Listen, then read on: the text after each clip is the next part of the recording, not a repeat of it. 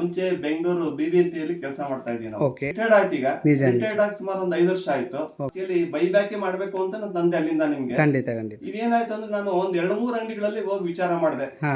ಈ ರೀತಿ ನಾನು ಪ್ಲೇಟ್ ಮಾಡ್ತಾ ಇದ್ದೀನಿ, ನಿಮ್ಗೆ ಬೇಕಾ ಅಂತ ಕೇಳಿದೆ. ಓಕೆ. ಫಸ್ಟ್ ನಮಗೆ ಮಾಡ್ಬಿಟ್ಟು ಶಾಂಪಲ್ ತಗೊಂಡ್ ತೋರಿಸಿ ನೀವು ಅಂತ ಹೇಳಿದ್ರು. ಹಾ ಹಾ. ನಾನು ಹಾಗಾಗಿ ಒಂದ್ 2-3 ಕಡೆ ಶಾಂಪಲ್ ತಗೊಂಡೋಗಿ ತೋರಿಸಿದ್ವಿ. ಅವರೆಲ್ಲ ಬಹಳ ಅಟ್ರಾಕ್ಷನ್ ಆಗಿ ಬಹಳ ಚೆನ್ನಾಗಿದೆ ಎಲ್ಲಾನು ಪೂರ್ತಿ ಮೆಟೀರಿಯಲ್. ಓಕೆ. ಅದಕ್ಕೋಸ್ಕರ ನಮ್ಗೆ ಇಷ್ಟು ಕೊಡಿ. 12 ಅವರ್ಸ್ ಕೆಲಸ ಮಾಡ್ತೀನಿ. ಆ 12 ಅವರ್ಸ್ ಕೆಲಸ ಮಾಡಿದ್ರೆ ಸಾಕಾಗ್ತಾ ಇಲ್ಲ. ಆ ರೀತಿಯಾಗಿ ಡಿಮ್ಯಾಂಡ್ ಜಾಸ್ತಿ ಆಗ್ಬಿಟ್ಟಿದೆ. ತುಂಬಾ ಒಳ್ಳೆ ವಿಚಾರ ಸರ್, ಕೇಳಿ ಖುಷಿ ಆಯ್ತು. ನಿಮ್ದು ಏಜ್ ಎಷ್ಟು ಅಂತ ಕೇಳ್ಬೋದಾ ಸರ್? ಏಜ್ ಈಗ ನಾನು ಸುಮಾರಿಗೆ ನನಗೆ 68 ವರ್ಷ ಈಗ. ಆಕ್ಚುಲಿ ಹೇಳ್ಬೇಕಂದ್ರೆ ಸರ್, ನೀವು ರಿಟೈರ್ಡ್ ಏಜ್ ನಲ್ಲಿ ಕೆಲಸ ಮಾಡ್ತಿದ್ದೀರಾ ಅನ್ಕೋತೀನಿ. ನಿಮ್ಗೆ ಆರ್ಡರ್ಸ್ ಹೇಗ್ ಬರ್ತಾ ಇದಾವೆ ಸರ್ ಇವಾಗ? ಹೇಗೆ ನಿಮ್ದು ಇವಾಗ ಸಾಕಷ್ಟು ಅಂಗಡಿಗಳಲ್ಲಿ ಇಲ್ಲ ನಮ್ಗೆ ಇಷ್ಟ ಬೇಕು ಅಂತ ಬಹಳ ಇದು ಮಾಡಿ ಪ್ರಪೋಸಲ್ ಕೊಡ್ತಾ ಇದ್ದಾರೆ. ಓಕೆ. ನಾವು ಕೊಡೋದಕ್ಕೆ ಸಾಧ್ಯ ಆಗ್ತಾ ಇಲ್ಲ. ಹೌದಾ ಸರ್? ಹೌದು. ಯಾಕೆಂತಂದ್ರೆ ನೀವು ಒಂದು ಸರಿ ಎಲ್ಲಾ ಐಡಿಯವ್ರು ನಮಗೂ ಬೇಕು ಅಂತ ಕೇಳಿದಾಗ ಈಗ ಇಷ್ಟಕ್ಕೆ ನಮಗೆ ಸಾಕಾಗ್ತಿಲ್ಲ. ಒಂದು ಮಿಷಿನ್ ಇಂದ ಕೆಲಸ ಮಾಡಕ್ ಆಗ್ತಾ ಇಲ್ಲ. ಓಕೆ. ಅದಕ್ಕೆ ಇನ್ನೊಂದು ಮಿಷಿನ್ ಹಾಕೊಂಡು ಸ್ವಲ್ಪ ಯಾರನ್ನ ಆಳನ್ನು ಇಟ್ಕೊಂಡು ಇನ್ನೊಬ್ರು ಯಾರು ಸೇವಕನ್ನ ಇಟ್ಕೊಂಡು ಖಂಡಿತ ಸರ್ ಅವ್ರಿಗೆಲ್ಲ ತೋರಿಸಿ ಈ ತರ ಮಾಡ್ಬೇಕು ಅಂತಂದು ನಾವು ಆಕ್ಚುಲಿ ರಾತ್ರಿ ಒಂದ್ಸರಿ 1 ಗಂಟೆ ರಾತ್ರಿ 1 ಗಂಟೆ ಕೆಲಸ ಮಾಡ್ತೀನಿ ನಾನು. ಹೌದಾ ಸರ್? ಹೌದು, 1 ಗಂಟೆ ಕೆಲಸ ಮಾಡ್ತೀನಿ. ನಮಸ್ಕಾರ ಸರ್.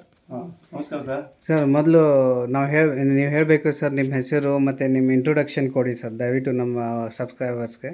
ಸರ್ ನನ್ನ ಹೆಸರು ಅಬ್ದುಲ್ ಮುನಾಫ್ ಅಂತ ಹೇಳ್ಬಿಟ್ಟು. ಹಾಂ ಸರ್. ನಾವಿದೆ ತುಮಕೂರಿನವ್ರೇನೆ. ಓಕೆ.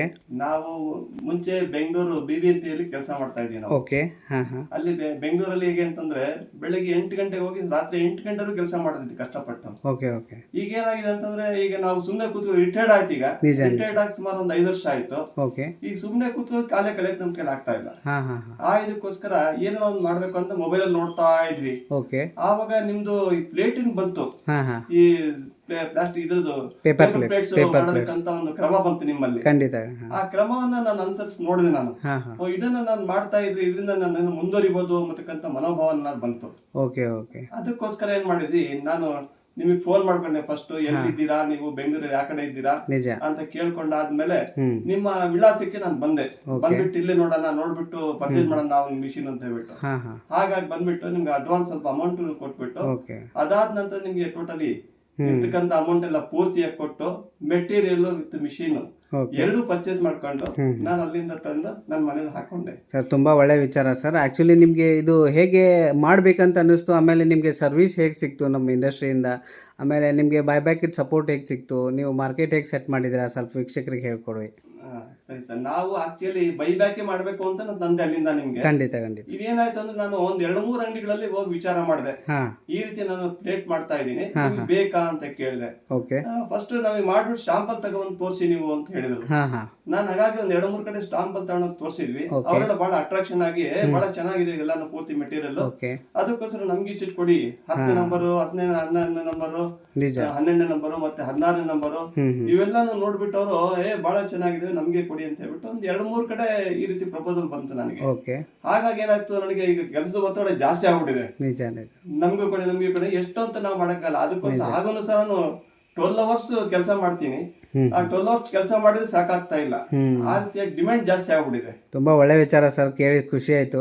ಆಕ್ಚುಲಿ ಬೈಬ್ಯಾಕ್ ನಲ್ಲಿ ನಮ್ಮ ಇಂಡಸ್ಟ್ರಿಯಿಂದ ಯಾವ ತರ ಸಪೋರ್ಟ್ ಸಿಕ್ಕಿದೆ ಸರ್ ನಿಮಗೆ? ಟ್ರೈನಿಂಗ್ ಆಗಲಿ, ನಿಮಗೆ ಇನ್ಸ್ಟ್ರಕ್ಷನ್ ಆಗಲಿ, ಬೈಬ್ಯಾಕ್ ತಗೊಳ್ಳೋದಾಗ್ಲಿ, ಆಮೇಲೆ ನಿಮಗೆ ಪ್ರಾಫಿಟ್ ಮಾರ್ಜಿನ್ ಹೇಳ್ಕೊಡೋದಾಗ್ಲಿ, ಯಾವ ತರ ನೀವು ಇದನ್ನ ಪಾಸಿಟಿವ್ ನಲ್ಲಿ ತಗೊಂಡಿದ್ದೀರಾ ಸರ್, ಸ್ವಲ್ಪ ಹೇಳ್ತೀರಾ? ನಾನು ನಿಮ್ಮ ಕಂಪನಿಗೆ ಬಂದೆ, ಅಲ್ಲಿ ಮಿಷಿನ್ ಗಳನ್ನ ನೋಡಿದೆ. ನೋಡ್ಬಿಟ್ಟು ಆದ್ಮೇಲೆ ಏನ್ ಮಾಡಿದೆ, ಈ ತರ ಒಂದ್ ಮಿಷಿನ್ ಬೇಕು ಸ್ಟಾರ್ಟಿಂಗ್ ಅಂತ ಹೇಳಿದಾಗ ನೀವು ಅದನ್ನೆಲ್ಲ ಪೂರ್ತಿ ನನಗೆ ಸ್ವಲ್ಪ ತೋರಿಸಿ ಅಂದಾಗ ನೀವೆಲ್ಲ ಪೂರ್ತಿ ತೋರಿಸಿರಿ. ಯಾವ ತರ ಮಾಡ್ಬೇಕು ನಾವು, ಯಾವ ತರ ಇದನ್ನ ಮಿಷಿನ್ ಆನ್ ಮಾಡಬೇಕು, ಯಾವ ತರ ಪೇಪರ್ ತೆಗಿಬೇಕು ಎಂಬುದಕ್ಕನ್ನು ಪೂರ್ತಿಯಾಗಿ ತೋರಿಸ್ಕೊಟ್ರಿ. ಆಮೇಲೆ ಹೀಟ್ ಎಷ್ಟಾಗಬೇಕು ಇದಕ್ಕೆ, ಎಷ್ಟು ಹೀಟ್ ಇಡಬೇಕು ಇದಕ್ಕೆ, ಮತ್ತೆ ಮಿಷಿನ್ ಎಷ್ಟು ಮೇಲಕ್ಕೆ ನೀವು ತಗೋಬೇಕು ಅದನ್ನ, ಮತ್ತೆ ಎಷ್ಟು ಕೆಳಗಡೆ ಇಳಿಸ್ಬೇಕು ನೀವು, ಅವನ್ನೆಲ್ಲ ಪೂರ್ತಿಯಾಗಿ ತೋರಿಸ್ಕೊಟ್ರಿ. ಅದರಿಂದ ನನಗೇನಾಯ್ತು, ಮನವರಿಕೆ ಆಯ್ತು. ಪರವಾಗಿಲ್ಲ, ಇದು ಒಳ್ಳೆ ಕೆಲಸ ಮಾಡ್ಬೋದು. ನಾವು ಸುಮ್ನೆ ಕೂತ್ಕೊಳ್ಳೋದಕ್ಕೆ ಈ ಕೆಲಸ ಮಾಡಿದ್ರೆ ಏನೋ ಒಂದು ಉಪಯೋಗ ಆಗುತ್ತೆ ಮನೆಗೆ ಮನಸ್ಸಿಗೆ ಬಂತು. ಹಾಗಾಗಿ ನಿಮ್ಮಿಂದ ಒಂದು ಸಪೋರ್ಟ್ ಸಿಕ್ತು ನನಗೆ. ನಿಮ್ಮಿಂದ ಬಹಳ ಅನುಕೂಲ ಆಯ್ತು ನನಗೆ. ತುಂಬಾ ಒಳ್ಳೆ ವಿಚಾರ. ತುಂಬಾ ಒಳ್ಳೆ ವಿಚಾರ. ಆದ್ರೂ ಸಹ ನಾನು ಅಲ್ಲಿಂದ ತಂದು ಮಿಷಿನ್ ಎಲ್ಲ ತಂದು ರೆಡಿ ಮಾಡಿ ಸರ್. ಆಕ್ಚುಲಿ ನೀವು ನಿಮ್ದು ಏಜ್ ಎಷ್ಟು ಅಂತ ಕೇಳ್ಬೋದಾ ಸರ್? ಏಜ್ ಈಗ ನಾನು ಸುಮಾರಿಗೆ ನನಗೆ 68 ವರ್ಷ ಈಗ. ಆಕ್ಚುಲಿ ಹೇಳ್ಬೇಕಂದ್ರೆ ಸರ್, ನೀವು ರಿಟೈರ್ಡ್ ಏಜ್ ನಲ್ಲಿ ಕೆಲಸ ಮಾಡ್ತಿದ್ದೀರಾ ಅನ್ಕೋತೀನಿ. ಸೊ ನಿಮಗೆ ಇದು ಯಂಗ್ ಜನ್ರೇಷನ್ಗೆ ನೀವು ಹೇಗೆ ಮಾದರಿ ಆಗ್ಬೋದು ಸರ್ ನೀವು? ಆಮೇಲೆ ನೀವೇನು ಹೇಳಿಕ್ಕೆ ಬಯಸ್ತೀರಾ ಸರ್ ಅವ್ರಿಗೆ? ನನಗೆ ಈಗ 68 ವರ್ಷ. 68 ವರ್ಷ ಆದ್ರೂ ಸಹ ನಾವು ಬೆಳಗ್ಗೆ 4:30-5 ಗಂಟೆಗೆ ಎದ್ದು ಬಿಡ್ತೀವಿ. ಹೌದಾ? 4:30-5 ಗಂಟೆಗೆ ಬಿಟ್ಟು ಏನಿದೆ ಬೆಳಗ್ಗೆ ಸ್ನಾನ ಮುಗಿಸ್ಕೊಂಡು ಬೆಳಗ್ಗೆ ಒಂದು ಮಿಷಿನ್ ರೆಡಿ ಮಾಡಿ ಅದನ್ನೆಲ್ಲ ಚೆಕ್ ಮಾಡಿ ಒಂದ್ಸರಿ ಎಲ್ಲ ಕ್ಲೀನ್ ಆಗಿ ಒರೆಸಿ ಅದ್ರಿಂದ ಕೆಲಸನ ಶುರು ಮಾಡ್ತೀವಿ ನಾವು. ಸುಮಾರು 6 ಗಂಟೆ 6:30ಗೆ ಶುರು ಮಾಡ್ಬಿಡ್ತೀವಿ. ಯಾಕಂದ್ರೆ ಇವತ್ತಿನ ಜನರೇಷನ್ ನಲ್ಲಿ ನೋಡಿ ಸರ್, ಯಂಗ್ ಜನರೇಷನ್ ಸಾಕಷ್ಟು ವಿಡಿಯೋಸ್ ನೋಡ್ತಾರೆ. ಸೊ ಅವರು ಮಷಿನ್ ಹಾಕಿದ ತಕ್ಷಣ ಪ್ರಾಫಿಟ್ ಮಾರ್ಜಿನ್ ಎಕ್ಸ್ಪೆಕ್ಟ್ ಮಾಡ್ತಾರೆ. ಸೊ ನೀವು ಇದನ್ನ ಹೇಗೆ ಚಾಲೆಂಜ್ ಆಗಿ ತಗೊಂಡಿದ್ರಿ ಸರ್? ನಿಮ್ಗೆ ಹೇಗೆ ಅನ್ನಿಸ್ತು? ಬರೀ ಮಿಷಿನ್ ಹಾಕಿದ ತಕ್ಷಣ ನಿಮ್ಗೆ ಬರೋದಿಲ್ಲ ಅಮೌಂಟ್. ನಿಜ ನಿಜ. ಯಾಕೆ ಅಂತಂದ್ರೆ ಇದನ್ನ ಪರ್ಫೆಕ್ಟ್ ಆಗಿ ಕೆಲಸ ಮಾಡ್ಬೇಕು. ನಿಜ ಸರ್. ನೀವು ಯಾವ ತರ ಕ್ವಾಲಿಟಿ ಕೊಡ್ತೀರಾ? Quality important. ಕ್ವಾಲಿಟಿ ಸರಿಯಾಗಿ ಮಾಡ್ದಂಗೆ ನಿಮ್ಗೆ ಪ್ಲೇಟ್ ಅರ್ಧಂಬರ್ಧ ಮಾಡಿದ್ರೆ ಅವಾಗ ಏನಾಗುತ್ತೆ, ಕ್ವಾಲಿಟಿ ಕಮ್ಮಿ ಆಗ್ಬಿಡುತ್ತೆ. ಪರ್ಫೆಕ್ಟ್ ಕ್ವಾಲಿಟಿ ಕೊಡ್ಬೇಕು. ನಿಜ. ಅದು ಪರ್ಫೆಕ್ಟ್ ಆಗಿ ನಿಂತ್ಕೋಬೇಕು ಪ್ಲೇಟ್. ಆ ತರ ಸಿಸ್ಟಮ್ ಆಗಿದ್ರೆ ಮಾತ್ರ ಪರ್ಚೇಸ್ ಮಾಡೋದು ತಗೊಂತಾರೆ, ಯಾರಾದ್ರೂ ತಗೋತಾರೆ ಸರ್. ನಿಜ ನಿಜ. ಹಾಗಾಗಿ ನಮ್ಗೆ ಏನಾಯ್ತು, ಅದರಿಂದ ಸ್ವಲ್ಪ ಇಂಪ್ರೂವ್ಮೆಂಟ್ಸ್ ಮಾಡ್ಕೊಂಡಿ ನಾವು. ನೀವು ಬರೇ ಮಿಷಿನ್ ಹಾಕಿದ ತಕ್ಷಣ ಕೆಲಸ ಮಾಡಿದ್ರೆ ನಿಮ್ಗೆ ಏನು ಬರಲ್ಲ ಸರ್. ಬರಲ್ಲ. ಆಕ್ಚುಲಿ ನಿಮಗೆ ಪ್ಯಾಕೆಟ್ಸ್ ಯಾವ ತರ ರೇಟ್ ಸೇಲ್ ಮಾಡಬೇಕು, ಯಾವ ತರ ನೀವು ಹೀಟಿಂಗ್ ಇಡಬೇಕು, ಇದೆಲ್ಲ ನಮ್ಮ ಇಂಡಸ್ಟ್ರಿಯಿಂದ ಹೇಳ್ಕೊಟ್ಟಿದ್ದಾರೆ ಸರ್ ನಿಮ್ಗೆ. ಹೌದೌದು. ನೀವು ಬೈಬ್ಯಾಕ್ ಹೇಳಿದ್ರಿ. ಇದರಿಂದ ನೀವು ಒಂದು 72 ರೂಪಾಯಿ ತಗೊಂಡ್ರೆ ನಾವು 92 ರೂಪಾಯಿ ವಾಪಸ್ ತಗೊಂತೀವಿ ಅಂತ ಹೇಳಿದ್ರಿ. ನಿಜ ಸರ್. ನಿಜ ಸರ್. ಕೆಜಿಗೆ ಅಂತ ಹೇಳಿದ್ರಿ. ನಾವೇನ್ ಮಾಡಿದ್ವಿ, ಇಲ್ಲಿಗೆ ಬಂದ್ಬಿಟ್ಟು ಏನ್ ಮಾಡ್ತೀವಿ, 1 ಕೆಜಿಗೆ ಎಷ್ಟು ಪ್ಲೇಟ್ ಬರ್ತವೆ ಅದರಲ್ಲಿ. ನಿಜ ನಿಜ. ಆ 1 ಕೆಜಿಗೆ ಬರ್ತಕ್ಕಂಥ ಪ್ಲೇಟ್ ಎಷ್ಟು, ಅದರಿಂದ ಒಂದು ಕವರ್ ಅಲ್ಲಿ 14 ಹಾಕಿದ್ರೆ ಅಥವಾ 28 ಹಾಕಿದ್ರೆ ಎಷ್ಟಕ್ಕೆ ನೀವು ಸೇಲ್ ಮಾಡ್ಬೋದು. ಈಗ 14 10ನೇ ನಂಬರ್ ಏನ್ ಮಾಡ್ತೀವಿ, ಒಂದು 14 ಪ್ಲೇಟ್ ಹಾಕ್ತೀವಿ. 14 ಹಾಕಿದಾಗ ಏನ್ ಮಾಡ್ತೀವಿ, 10 ರೂಪಾಯಿ ಸೇಲ್ ಮಾಡ್ತೀವಿ. ಅಲ್ಲಿ 4 ಪ್ಲೇಟ್ ಜಾಸ್ತಿ ಇರ್ತವೆ. ಆದ್ರೂ ನಮ್ಗೆ ಅದರಿಂದ ಸುಮಾರು 1 ಕೆಜಿಗೆ ಒಂದು 20 ರೂಪಾಯಿ ನಮ್ಗೆ ಲಾಭ ಬಂದೇ ಬರುತ್ತೆ. ನಾವ್ ಹೇಗೆ ನಾವು ಆಟ ಆಡ್ಕೊಂಡು ಕೆಲಸ ಮಾಡಿದ್ರು ಸಹ ನೀವು ಬರುತ್ತೆ. ಅಂದ್ರೆ ಇದರಲ್ಲಿ ಉತ್ಸಾಹ ಇರಬೇಕು. ಎಲ್ಲ ಚೆಕ್ ಮಾಡ್ಬೇಕು, ಪರ್ಫೆಕ್ಟ್ ಕೆಲಸ ಮಾಡ್ಬೇಕು. ಖಂಡಿತ ಅದು ಇರ್ಬೇಕು. ನಮ್ಗೆ ಉತ್ಸಾಹ ಇಲ್ದಂಗೆ ನಾವು ಸುಮ್ನೆ ಅನ್ನೆಸರಿ ಕೆಲಸ ಮಾಡೋಕೆ ಪ್ರಯೋಜನ ಆಗೋದಿಲ್ಲ. ನಿಜ ಸರ್. ನಿಜ. ನಿಮ್ಗೆ ಆರ್ಡರ್ಸ್ ಹೇಗೆ ಬರ್ತಾ ಇದಾವೆ ಸರ್ ಇವಾಗ? ಹೇಗೆ ನಿಮ್ದು ಇವಾಗ? ಸಾಕಷ್ಟು ಅಂಗಡಿಗಳಲ್ಲಿ ಇಲ್ಲ ನಮ್ಗೆ ಇಷ್ಟ ಬೇಕು ಅಂತ ಬಹಳ ಮಾಡಿ ಪ್ರಪೋಸಲ್ ಕೊಡ್ತಾ ಇದಾರೆ. ಓಕೆ. ನಾವು ಕೊಡೋದಕ್ಕೆ ಸಾಧ್ಯ ಆಗ್ತಾ ಇಲ್ಲ. ಹೌದಾ ಸರ್? ಹೌದು. ಯಾಕಂತಂದ್ರೆ ಸರಿ ಎಲ್ಲಾ ಅಂಗಡಿಯವ್ರು ನಮಗೂ ಬೇಕು ಅಂತ ಕೇಳಿದಾಗ ನಾವು ಕೊಡತಕ್ಕಂಥದ್ದು ಕಷ್ಟ ಆಗುತ್ತೆ. ಅದಕ್ಕೆ ಫಸ್ಟ್ ಯಾರ ಅಂಗಡಿ ಎಷ್ಟು ಹೇಳ್ತಾರೋ ಅದನ್ನ ಮುಗಿಸಿದಾದ್ಮೇಲೆ ಮತ್ತೆ ಬೇರೆ ಅಂಗಡಿಗೆ ಇಷ್ಟು ದಿನಕ್ಕೆ ನಾವು ಕೊಡ್ತೀವಿ ಅಂತಂದು ಒಪ್ಕೊಂತೀವಿ. ತುಂಬಾ ಒಳ್ಳೆ ವಿಚಾರ ಸರ್. ಆಕ್ಚುಲಿ ಇದು ನೀವು ಪಾಸಿಟಿವ್ ಆಗಿ ತಗೊಂಡು ಒಂದು ಒಳ್ಳೆ ಮನಸ್ಸಿಂದ ಕೆಲಸ ಮಾಡ್ತಿದ್ದೀರಾ ಅಂತ ಹೇಳಿ ನಿಮ್ಗೆ ಆರ್ಡರ್ಸು ಬರ್ತಾ ಇದೆ, ಅದ್ರ ತಕ್ಕಂಗೆ ಕ್ವಾಲಿಟಿನೂ ಕೊಡ್ತಾ ಇದ್ದೀರಾ ಸರ್ ಅಲ್ವಾ? ಕ್ವಾಲಿಟಿ ಕೊಡದಿದ್ರೆ ನಮ್ಗೆ ಕೆಲಸ ಆಗೋದಿಲ್ಲ. ಮೇನ್ ಕ್ವಾಲಿಟಿ ಕೊಡ್ಬೇಕು. ನಿಜ ನಿಜ. ಅರ್ಥ ಆಯ್ತಾ? ಈಗ ಮಾಡತಕ್ಕಂಥ ಕೆಲಸದಲ್ಲಿ ನಮ್ಮ ಕರ್ತವ್ಯದಲ್ಲಿ ಲೋಪ ಇರಬಾರ್ದು, ಪರ್ಫೆಕ್ಟ್ ಇರ್ಬೇಕು ಯಾವತ್ತು. ಆವಾಗ್ಲೂ ನಮ್ಗೆ ಏನೋ ಒಂದು ಇನ್ಕಮ್ ಬರ್ಬೇಕು ಅಂತಂದ್ರೆ. ಯಾಕೆ ಸುಮ್ನೆ ಯಾರನ್ನು ನನಗೆ ಬೇಕಂತ ಯಾರು ಹೇಳೋದಿಲ್ಲ. ನಿಜ ಸರ್. ಅದ್ ನಮ್ಮ ಕೆಲಸ ನೋಡ್ಬಿಟ್ಟೆ ಅವ್ರು ಬೇಕು ಅಂತ. ಖಂಡಿತ ಸರ್. ಒಂದು ಒಳ್ಳೆ ವಿಚಾರ ಇಟ್ಕೊಂಡು ನೀವು ಕೆಲಸ ಮಾಡ್ತಿದ್ದೀರಾ ಸರ್. ನಿಮಗೆ ಇನ್ನೂ ಒಂದು ಮಷಿನ್ ಹಾಕ್ಬೇಕು ಅನಿಸ್ತಿದ್ಯಾ ಸರ್? ಹೇಗೆ ನಿಮ್ದು ಈಗ ನಮಗೆ ಸಾಕಾಗ್ತಿಲ್ಲ, ಒಂದು ಮಿಷಿನ್ ಇಂದ ಕೆಲಸ ಮಾಡಕ್ ಆಗ್ತಾ ಇಲ್ಲ. ಓಕೆ. ಅದಕ್ಕೆ ಇನ್ನೊಂದು ಮಿಷಿನ್ ಹಾಕೊಂಡು ಸ್ವಲ್ಪ ಯಾರನ್ನ ಆಳನ್ನ ಇಟ್ಕೊಂಡು ಇನ್ನೊಬ್ರು ಯಾರು ಸೇವಕನ್ನ ಇಟ್ಕೊಂಡು ಖಂಡಿತ ಅವ್ರಿಗೆಲ್ಲ ತೋರಿಸಿ ಈ ತರ ಮಾಡ್ಬೇಕು ಅಂತಂದು 2 ಮಿಷಿನ್ ಇಟ್ಕೊಂಡು ಕೆಲಸ ಮಾಡಿ ಸ್ವಲ್ಪ. ಹಾಗಿದ್ರೆ ನೀವೇ ಓನ್ ಕೆಲಸ ಮಾಡ್ತಿದ್ದೀರಾ ಸರ್? ಯಾರು ಲೇಬರ್ ಇಟ್ಕೊಂಡಿಲ್ವಾ? ನಾನು ಯಾರು ಲೇಬರ್ ಇಟ್ಕೊಂಡಿಲ್ಲ. Very good sir. ನಾನೇ ಪೂರ್ತಿ ನಾನೇ ಕೆಲಸ ಮಾಡ್ತೀನಿ ಹೊರತು ಇನ್ನೊಬ್ರು ಲೇಬರ್ ಇಟ್ಕೊಂಡಿಲ್ಲ ನಾನು. ಖಂಡಿತ ಸರ್. ನೀವೊಂದು ಉದಾಹರಣೆಯಾಗಿ ಮಾದರಿಯಾಗಿ ನೀವು ಹೇಳ್ಬೋದು. ಯಾಕಂದ್ರೆ ನೀವು ಈ ಏಜ್ನಲ್ಲಿ ನೀವೇ ಸ್ವಯಂ ಕೆಲಸ ಮಾಡಿ ಆಮೇಲೆ ಸೆಟಪ್ ಮಾಡಿ ಆಮೇಲೆ ಲೇಬರ್ ಇಟ್ಕೋತಿದ್ದೀರಾ. ಯೂಶಲಿ ಏನು ಮಾಡ್ತಾರೆ ಸರ್, ಕೆಲವು ಜನ ಮಷಿನ್ ಹಾಕಿದ ತಕ್ಷಣ ಲೇಬರ್ ಇಟ್ಕೊಂಡ್ಬಿಡ್ತಾರೆ. ಸೊ ಅವ್ರ ಪ್ರೊಡಕ್ಷನ್ ಗೊತ್ತಾಗಲ್ಲ, ಹೇಗೆ ಮಾಡಬೇಕು, ಕ್ವಾಲಿಟಿ ಗೊತ್ತಾಗಲ್ಲ. ಸೊ ಮಾರ್ಕೆಟಿಗೆ ಹೋಗ್ತಾರೆ, ಆರ್ಡರ್ಸ್ ಬರಲ್ಲ. ಸೊ ಇದು ಒಂದು ನೀವಾಗೆ ಮಾಡಿ ನೀವು ಸೆಟ್ ಮಾಡಿಕೊಂಡು ಆಮೇಲೆ ನೀವು ಲೇಬರ್ಸ್ ಇಟ್ಕೋಬೇಕು ಅನ್ನೋದು ಒಂದು ಒಳ್ಳೆ ವಿಚಾರ ಸರ್. ಯಾಕೆ ಅಂತಂದ್ರೆ ನಾವು ಮಾಡಿದಾಗ ನಮ್ಗೆ ಅನುಭವ ಉಂಟಾಗುತ್ತೆ. ಖಂಡಿತ ಯಾವ ರೀತಿ ಮಾಡಬೇಕು, ಏನ್ ಮಾಡಬೇಕು, ಹೇಗ್ ಮಾಡ್ಬೇಕು ಅನ್ನತಕ್ಕಂತ ಒಂದು ಅನುಭವ ನಮ್ಗೆ ಬರುತ್ತೆ. ಖಂಡಿತ ಸರ್. ಆ ಅನುಭವ ಇಟ್ಕೊಂಡು ಬೇರೆಯವ್ರಿಗೆ ಕರ್ಕೊಂಡ್ಬಂದು ಅವಾಗ ನಾವು ಹೇಳ್ಕೊಡ್ಬೋದು ಅವ್ರಿಗೆ. ಖಂಡಿತ. ನಮ್ಗೆ ಅನುಭವ ಇಲ್ದಿದ್ರೆ ಬೇರೆಯವ್ರಿಗೆ ಹೇಳಕ್ಕಾಗುತ್ತಾ? ಒಳ್ಳೆ ವಿಚಾರ ಸರ್. ಅದಕ್ಕೋಸ್ಕರ ಅನುಭವ ಮುಂಚೆ ಬರ್ಬೇಕು ನಮ್ಗೆ. ನಮ್ಮ ಸ್ವಂತ ಕೆಲಸ ನಾವು ಮಾಡ್ಬೇಕು. ಮಾಡಿದಾದ ನಂತರ ಇನ್ನೊಬ್ಬರಿಗೆ ಇಟ್ಕೊಂಡು ಕೆಲಸ ಮಾಡೋದಕ್ಕೆ ಅನುಕೂಲ ಆಗುತ್ತೆ ಸರ್. ಇನ್ನೊಂದು ಕೇಳ್ಬೇಕಂದ್ರೆ ನೀವು ಕೆಲವೊಂದು ಹೇಳ್ತಾರೆ ಸರ್, ಬೈಬ್ಯಾಕ್ ಅನ್ನೋದು ಒಂದು ಮೋಸ ಅಂತ. ಅಂದ್ರೆ ನಿಮ್ಗೆ ನಮ್ಮ ಕಡೆಯಿಂದ ಯಾವ ತರ ನಿಮ್ಗೆ ಸಪೋರ್ಟ್ ಸಿಕ್ತು ಅನ್ನೋದು ಒಂದು ಹೇಳಿಕೆ ವಿಚಾರ ಮಾಡ್ತೀರಾ? ಇಲ್ಲ, ಬೈಬ್ಯಾಕ್ ಅಂದ್ರೆ ಅದು ಬಹಳ ಒಳ್ಳೇದು. ಒಂದ್ ಪಕ್ಷ ನಿಮ್ ಮಾರ್ಕೆಟ್ ಸೇಲ್ ಆಗ್ದಿದ್ರು ಪೂರ್ತಿ ನಾವ್ ಮಾಡ್ತಾ ಇದೀವಿ ಕೆಲಸ, ಪರ್ಫೆಕ್ಟ್ ಆಗಿರೋ ಕೆಲಸ ಆತರ ಮಾಡಿ ನೀವು ಮಾಡಿ ಕೆಜಿಗೆ 20 ರೂಪಾಯಿ ಬಂದೇ ಬರುತ್ತೆ. ಖಂಡಿತ. ಅದಕ್ಕೋಸ್ಕರ ನೀವು ಪೂರ್ತಿ ರೆಡಿ ಮಾಡ್ಬಿಟ್ಟು ಒಂದೇ ಸರಿ ಎಷ್ಟು ಮೆಟೀರಿಯಲ್ ಬೇಕೋ ಅಷ್ಟು ರೆಡಿ ಮಾಡ್ಬಿಟ್ಟು ಒಂದೇ ಸರಿ ಕೊಟ್ರೆ ಬೈಬ್ಯಾಕ್. ಅದೇ ಸರ್, ನಾವು ಅದ್ರ ವಿಡಿಯೋದಲ್ಲಿ ಅದೇ ಹೇಳಿದ್ದು. ಏನಂದ್ರೆ ನಿಮ್ಗೆ ಮಾರ್ಕೆಟ್ ಮಾಡಕ್ ಸೆಟ್ ಆಗ್ಲಿಲ್ಲ ಅಂದ್ರೆ ಕೂಡ ನಾವು ಕೂಡ ಎಕ್ಸ್ಪೆಕ್ಟ್ ತಗೋತೀವಿ, ತಗೊಂಡು ನಿಮ್ಗೆ ಸಪೋರ್ಟ್ ಮಾಡ್ತೀವಿ. ಅದು ಸಪೋರ್ಟ್ ಮಾಡ್ತಾನೆ ನೀವು ಮಾರ್ಕೆಟ್ ನಲ್ಲಿ ಸೇಲ್ ಮಾಡಿದ್ರೆ ಅದೇ ಕ್ವಾಲಿಟಿ ಕೊಟ್ರೆ ನಿಮ್ಗೆ ಆರ್ಡರ್ ಬರುತ್ತೆ ಅಂತ.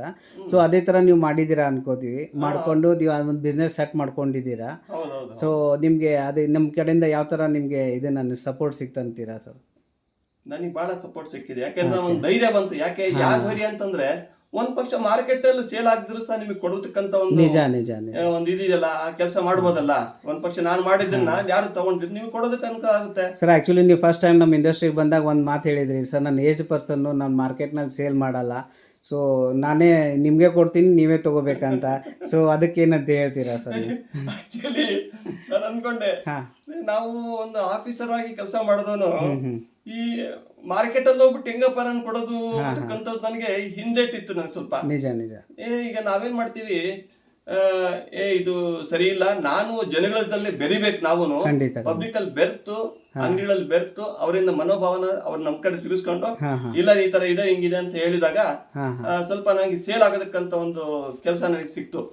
ಯಾಕೆ ಎಲ್ಲಾ ಕಡೆ ಮಾರ್ಕೆಟ್ ನನಗೆ ಇಂಪ್ರೂವ್ಮೆಂಟ್ಸ್ ಆಯ್ತು. ಹಂಗಾಗಿ ಏನ್ ಮಾಡ್ತಿದ್ವಿ, ಸುಮಾರು 2-3 ಕಡೆ, ಈಗ ಮಂಡಿಪೇಟೆನಂತೆ, ಆಮೇಲೆ ದೊಡ್ಡ ಮಾರ್ಕೆಟ್, ಚಿಕ್ಕ ಮಾರ್ಕೆಟ್, ಎಲ್ಲಾ ಕಡೆ ವಿಚಾರ ಮಾಡಿದಾಗ ಏನಾಗ್ತಿದೆ ಅಂದ್ರೆ, ನಮಗೆ ಕೊಡಿ ಅಂತ ಜಾಸ್ತಿ ಡಿಮ್ಯಾಂಡ್ ಜಾಸ್ತಿ ಆಗ್ಬಿಡುತ್ತೆ ಸರ್. ಮೇನ್ ಇನ್ನೊಂದು ಏನು ಹೇಳ್ಬೇಕು ಅನಿಸ್ತಿದೆ ಅಂದ್ರೆ, ನೀವು ಮಾಡೋ ಕ್ವಾಲಿಟಿ ಮೇಲೆ ನಿಮ್ಗೆ ಆರ್ಡರ್ಸ್ ಬರ್ತಾರೆ ಅಲ್ವಾ? ಸೊ ಆಕ್ಚುಲಿ ನೋಡಿ ಯಾವ ತರ ಮಾಡಿ ಹೇಗಾರ ಮಾಡಿ ಕೊಡ್ತಾರೆ, ಸರಿ ಫಿನಿಶಿಂಗ್ ಸರಿ ಇರಲ್ಲ, ಸೊ ಅದರಿಂದ ಆರ್ಡರ್ಸ್ ಬರಲ್ಲ. ಸೊ ನೀವು ಆರ್ಡರ್ಸ್ ಚೆನ್ನಾಗಿ ತೆಗಿತಿದ್ದೀರಾ ಅಂದ್ರೆ ನಿಮ್ಗೆ ಕ್ವಾಲಿಟಿ ಚೆನ್ನಾಗಿದೆ ಅಂತ ನಿಮ್ಗೆ ಆರ್ಡರ್ಸ್ ಬರ್ತಾ ಇದೆ ಅಲ್ವಾ? ಸೊ ನೀವೊಂದು ಅದೇ ನೀವು ಇದೇ ಈ ಏಜ್ನಲ್ಲಿ ನೀವು ಮಾಡಿ ಸೆಟ್ ಮಾಡಿದ್ರೆ ಒಂದು ಬಿಸ್ನೆಸ್, ಈ ಏಜ್ನಲ್ಲಿ ಮಾಡ್ತಿದ್ದೀರಾ ಅಂದ್ರೆ ಒಂದು ಚಾಲೆಂಜ್ ಸರ್. ಹೌದು, ಈ ಏಜ್ ಅಲ್ಲಿ ಮಾಡ್ಬೇಕಾದ್ರೆ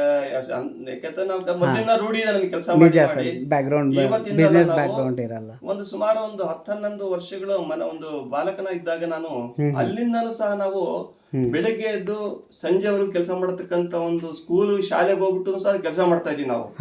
ಆ ರೀತಿ ಕೆಲಸ ಮಾಡಿದವ್ರು ಏನಾಗಿದೆ, ಇವತ್ತು ಅದೇ ಒಂದು ಕಸುವನ್ನ ಅಥವಾ ಮನೋಭಾವನ ಬೆಳೆಸ್ಕೊಂಡು ಬಂದಿರಿ ಅಂತ ಇವತ್ತು ನನಗೆ ಬಹಳ ಅನುಕೂಲ ಆಗ್ತಾ ಇದೆ. ಯಾವುದೇ ಒಂದು ವೃತ್ತಿ ತೆಗೆದುಕೊಂಡ್ರೆ ಆ ವೃತ್ತಿಯಲ್ಲಿ ಒಂದು ಮನೋಭಾವ ಇರ್ಬೇಕು, ಮನೋಕಲ್ಪನೆ ಇರ್ಬೇಕು. ಅದ್ರಲ್ಲಿ ಯಾವಾಗ ಏನಾಗುತ್ತೆ, ನಮ್ಮ ಮನಸ್ಸು ಆ ಕಡೆ ಕೇಂದ್ರೀಕರಿಸಿದಾಗ ಅದು ಪರ್ಫೆಕ್ಟ್ ಆಗುತ್ತೆ. ನಮ್ಮ ಮನಸ್ಸನ್ನ ನಾವು ಕೇಂದ್ರೀಕರಿಸಿದಂಗೆ ಬೇರೆ ಕಡೆ ಮನಸ್ಸು ಇಟ್ಕೊಂಡು ಹೆಂಗೋ ಹಂಗೆ ಕೆಲಸ ಮಾಡಿದ್ರೆ ಆಗತ್ತೆ ಸಾಧ್ಯ ಇಲ್ಲ. ಆವಾಗ ನಮ್ಮ ಗುಣಮಟ್ಟವನ್ನ ನಾವೇ ಅಳತೆ ಮಾಡ್ಕೋಬೇಕು. ನಾನು ಮಾಡೋದು ಕರೆಕ್ಟ್ ಆಗಿದೆಯಾ, ನನ್ನ ಮನಸ್ಸಿಗೆ ಒಪ್ಬೇಕು ಮುಂಚೆ. ನಮ್ಮ ಮನಸ್ಸಿಗೆ ಒಪ್ಪಿದಾಗ ಏನಾಗುತ್ತೆ, ನಾವು ಮಾಡೋದು ಕರೆಕ್ಟ್ ಆಗಿದೆ ಅಂತಂದ್ರೆ ಹೊರಗಡೆ ತಗೊಂಡೋದನ್ನ ಅವರು ಸಹ ಒಪ್ಕೊಂತಾರೆ, ಚೆನ್ನಾಗಿದೆ ಕೆಲಸ ನಿಮ್ದು ಅಂತ ಹೇಳ್ಬಿಟ್ಟು. ಆವಾಗ ಏನಾಗುತ್ತೆ ಅಂದ್ರೆ ಡಿಮ್ಯಾಂಡ್ ಬರುತ್ತೆ, ನಿಮ್ಗೆ ಹೆಚ್ಚಿಗೆ ಡಿಮ್ಯಾಂಡ್ ಬರುತ್ತೆ ಕೆಲಸ. ನಾವು ಆಕ್ಚುಲಿ ರಾತ್ರಿ ಒಂದ್ಸರಿ 1 ಗಂಟೆ, ರಾತ್ರಿ 1 ಗಂಟೆ ಕೆಲಸ ಮಾಡ್ತೀನಿ ನಾನು. ಹೌದಾ ಸರ್? ಹೌದು, 1 ಗಂಟೆ ಕೆಲಸ ಮಾಡ್ತೀನಿ. ನಮ್ಮ ಮನೆಯಲ್ಲಿ ಯಾಕೆ 1 ಗಂಟೆ ಕೆಲಸ ಮಾಡ್ತೀರಾ, ಮಾಡ್ಬೇಡಿ, ಕೆಲಸ ಮಾಡ್ಬಿಡಿ, ನೀವು ಎಷ್ಟು ಬೇಕು ಅಷ್ಟು ಮಾಡಿ ಅಂತ ಹೇಳ್ತಾರೆ. ಹಂಗಾಗಿ ಅಲ್ಗೂ ಸಹ ಒಂದು 8 ಅವರ್ಸ್ 10 ಅವರ್ಸ್ ಕೆಲಸ ಮಾಡ್ತೀನಿ ನಾನು. ಸರ್ ನಿಮ್ಗೆ ಆ್ಯಕ್ಚುಲಿ ಇಲ್ಲಿ ಬಂದು ನಿಮ್ಗೆ ಈ ಥರ ಮಾಡೋದಕ್ಕೆ ನಮಗೂ ತುಂಬ ಖುಷಿ ಆಗ್ತಾ ಇದೆ. ಆ್ಯಕ್ಚುಲಿ ನಿಮಗೆ ವೀಕ್ಷಕರು ನೋಡಿ ಕಲೀಲಿ ಅಂತ ನಾವು ಅನ್ಕೋತೀವಿ. ಆಮೇಲೆ ನಮ್ಮ ವೀಕ್ಷಕರಿಗೆ ಏನು ಹೇಳಿಕ್ಕೆ ಬಯಸ್ತೀರಾ ಸರ್ ನೀವು? ಈಗ ನಮ್ಗಿಂತ ಕಿರಿಯರು ಇದ್ದಾರೆ, ಅವ್ರಿಗೆ ಹೆಚ್ಚಿನ ಶಕ್ತಿ ಇರುತ್ತೆ. ನಿಜ ನಿಜ. ಒಂದು ಒಳ್ಳೆ ಗುರಿ ಮುಟ್ಬೇಕು ಅನ್ನತಕ್ಕಂಥ ಮನೋಭಾವ ಅವರಲ್ಲಿ ಬರಬೇಕು. ಖಂಡಿತ ಸರ್. ನಾನು ಕೆಲಸ ಮಾಡ್ಬೇಕು ಅನ್ನತಕ್ಕಂಥ ಮನೋಭಾವ ಅವ್ರಿಗೆ ಬರಬೇಕು. ಖಂಡಿತ. ಆವಾಗ ಏನಾಗುತ್ತೆ ಅಂತಂದ್ರೆ ತನ್ನಷ್ಟಿಗೆ ತಾನೇನೆ ಅದು ಮುಂದುವರಿಯೋದಕ್ಕೆ ಅಥವಾ ಮುಂದೆ ಒಂದು ಸಂಪಾದನೆ ಮಾಡಿ ಒಂದು ಒಳ್ಳೆ ಆಸ್ತಿ ಸಂಪಾದನೆ ಮಾಡೋದಕ್ಕೂ ಅನುಕೂಲ ಆಗುತ್ತೆ. ಅದಕ್ಕೋಸ್ಕರ ಇವತ್ತಿಂದ ದೊಡ್ಡವರಾಗಲಿ ದೊಡ್ಡವರಾಗಿರ್ಬೋದು ನಾವು, ಆದ್ರೆ ನಮ್ಮ ಒಂದು ಕರ್ತವ್ಯ ನಿಷ್ಠೆ ಅನ್ನತಕ್ಕಂಥದ್ದು ಮೇನ್ ಇರ್ಬೇಕು. ನೀವು ಕರ್ತವ್ಯ ನಿಷ್ಠೆ ಅಂದ್ರೆ ಏನು ಕೆಲಸ ಮಾಡಕ್ ಆಗೋದಿಲ್ಲ. ಮೇನ್ ಚಿಕ್ಕವರಿಂದಾನೆ ಅಥವಾ ಒಂದು 10 ವರ್ಷ 15 ವರ್ಷ 20 ವರ್ಷ ಆಗ್ಬೋದು, 25 ವರ್ಷ ಇರ್ಬೋದು ಅವ್ರಿಗೆ. ಆ ಏಜ್ ಅಲ್ಲಿ ಏನಂತಂದ್ರೆ ಒಳ್ಳೆ ಕೆಲಸ ಮಾಡ್ಬೇಕು ನಾವು. ಹಗಲು ರಾತ್ರಿ ಸ್ವಲ್ಪ ಕೆಲಸ ಮಾಡಿದ್ರೆ ಅದರಷ್ಟಿಗೆ ಅದನ್ನೇ ಸೇಲ್ ಆಗುತ್ತೆ. ನಾವೇನು ಕೂತ್ಕೊಂಡಲ್ಲೇ ನೋಡ್ರಿ, ಈಗ ನಾನು ಸುಮ್ನೆ ಕೂತ್ಕೊಂಡಿದ್ರೆ ಫೋನ್ ಮಾಡ್ತಾ ಇದಾರೆ, ನಮಗೆ ಪ್ಲೇಟ್ ಬೇಕ್ರಿ ಕಳಿಸ್ರಿ ಅರ್ಜೆಂಟ್ ಆಗಿ ಅಂತ. ಈ ತರ ಡಿಮ್ಯಾಂಡ್ ಬರುತ್ತೆ ನಮಗೆ. ಖಂಡಿತ ಸರ್, ಖಂಡಿತ. ಥ್ಯಾಂಕ್ ಯು ಸರ್, ನಿಮ್ ಜೊತೆ ಮಾತಾಡಿದ್ವಿ.